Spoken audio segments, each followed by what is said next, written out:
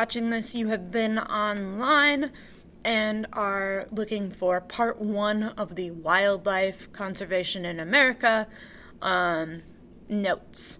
So I want to open this by saying this set of notes, first of all, actually there's a couple things I want to open it with. First of all, remember you can use any notes on quizzes, tests, anything like that. They're all open resource, so that is your motivation to take notes. Most of my quizzes and stuff come straight from notes, so having them will be very, very helpful. So this is your opportunity to get all of the test answers, or at least most of the test answers. So, the second thing I want to say is this next couple of days, these next couple lectures are going to really surround, they're really going to surround, I lost my words. They're going to look at wildlife management from a Eurocentric point of view. And there's a reason I'm starting with that. First of all, what is Eurocentric? It's kind of looking at things from a European lens. So looking at it from the white colonizer lens. And the reason why we're starting that is we're going to be talking a lot about modern day wildlife laws. And one thing to keep in mind, especially in terms of wildlife laws, a lot of those laws are written in blood. And basically Europeans came over, they destroyed a lot of ecosystems. They realized that was bad.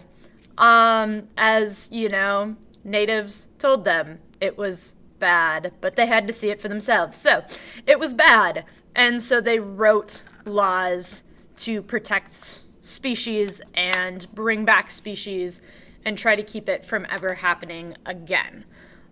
So, we are kind of evaluating and looking at those laws and the blood that they are written in, so to speak. So that's why we're starting from that European-centric view. I promise as we go on, we will also look at some native viewpoints on wildlife management. So, starting off, I'm going to go kind of fast too, just so that you are able to pause and there's not like this awkward time that you're done writing and I'm not talking anymore. So I'm going to go kind of fast, but I'll pause so that you have enough time to pause and write down the slide. So, first of all, prior to 1900, there were few, especially federal laws on hunting and wildlife.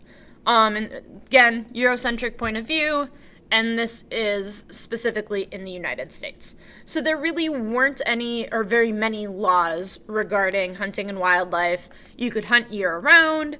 There was market hunting, we'll talk a bit about that exploited the market. Westward expansion. So, as Europeans went westward, they destroyed habitat as they went. This obviously damaged wildlife. Again, we'll dive a little bit more into that. And there were a few attempted laws and regulations, but not a lot of enforcement with those laws and regulations, unfortunately. So, while there might have been a few laws on the books, there wasn't much that they did in terms of enforcement. One of the big things, as I said, we'll talk a lot about this habitat loss because that was a major contribution to the extinction of some species.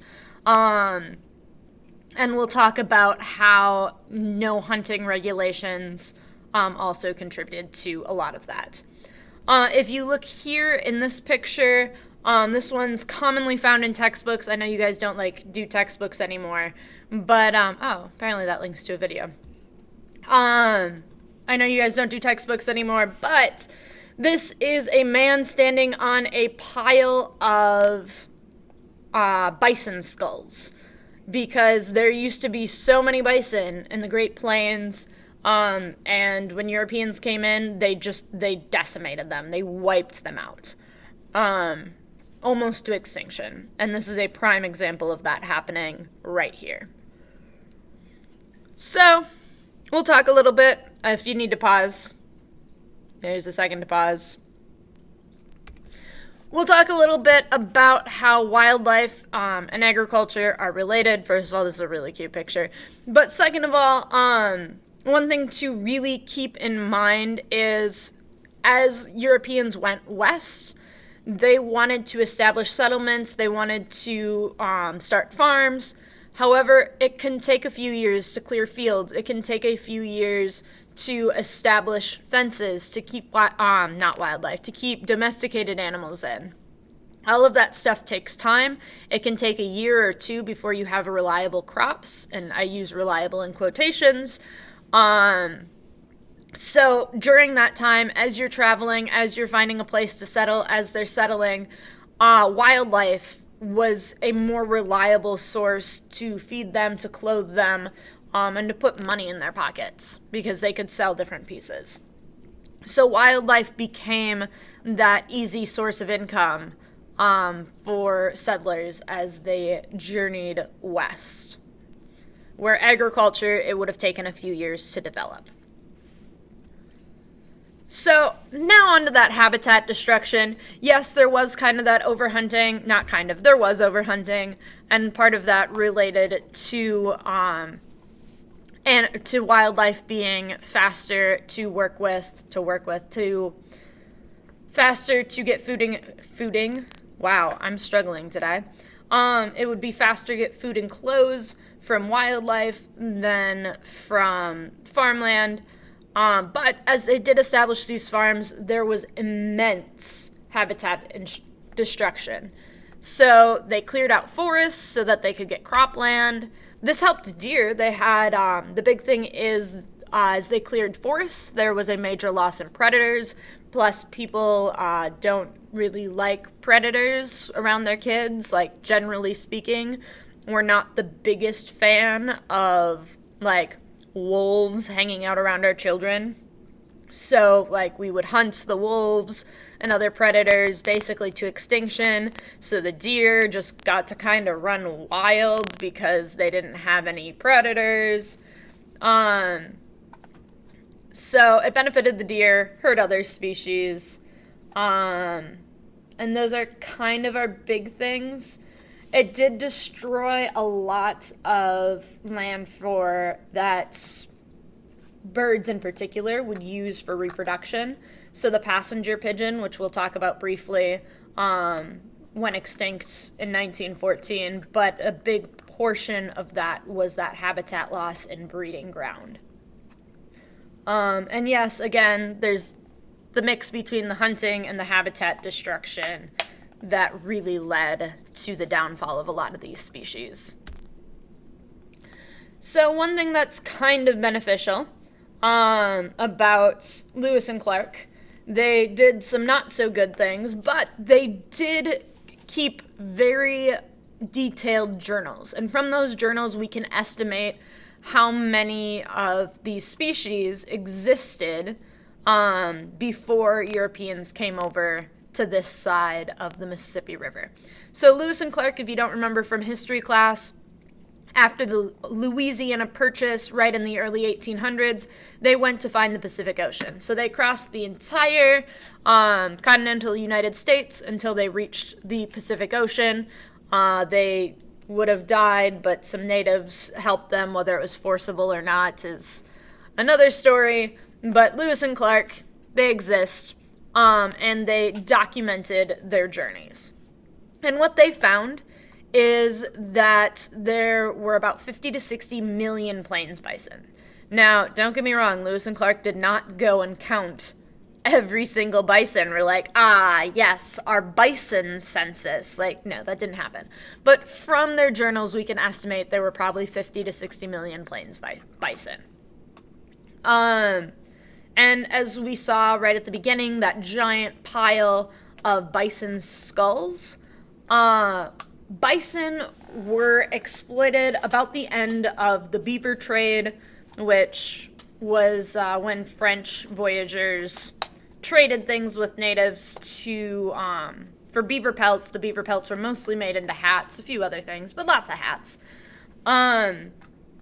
So once the beavers had been almost hunted to extinction, bison exploitation began to really take root. One of the big reasons for it was the American government thought that killing bison would be a good way to defeat Native Americans, destroy one of their major food sources, and they would be easier to conquer.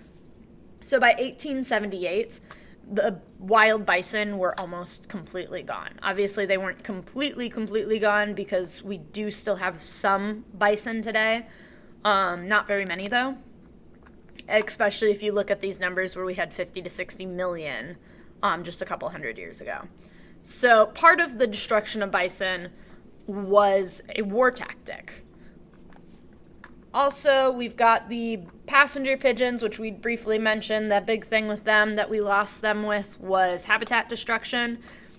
Yes, people also hunted them, but the big thing is they no longer had breeding grounds. So when Lewis and Clark came through, there were billions of passenger pigeons. There were about 40 million pronghorn antelope. As settlers went west, they cleared areas that were habitat for these antelopes. They put up fences to cut their habitat. They hunted them. And again, they're now in very, very, very small numbers. If you've ever been to Yellowstone, you might have seen them, but that's about it. We just are going to go through one more slide today. Market versus sport hunters. Now, there are a lot of sport hunters in this class, and I'm not saying hunting is bad. Do not get that from this discussion by any standards. Hunting is not bad. In fact, when hunting is done properly, it helps with properly regulating populations. But there are some things that we have to take into consideration. First of all wildlife produces a surplus. Part of animals surviving is having more babies than it can actually support. And that's because predators of some sort come through and they're going to eat some of them. Humans are predators. So it is totally normal, totally okay for us to be predators and eat some of these animals. So there is some allowance for some harvest without damaging the overall population.